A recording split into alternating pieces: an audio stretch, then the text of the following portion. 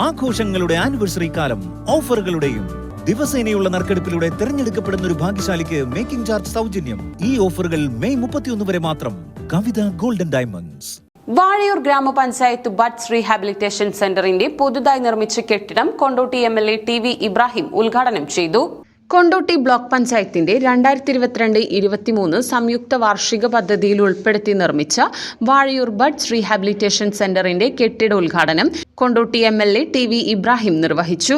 ത്രിതല പഞ്ചായത്ത് 43 ലക്ഷം രൂപ ചിലവഴിച്ചാണ് കെട്ടിടം നിർമ്മിച്ചത്. ചടങ്ങിൽ ഗ്രാമപഞ്ചായത്ത് പ്രസിഡന്റ് TP വാസുദേവൻ മാസ്റ്റർ അധ്യക്ഷത വഹിച്ചു. Block panchayat president K Bindu മുഖ്യാതിഥിയായി പങ്കെടുത്തു.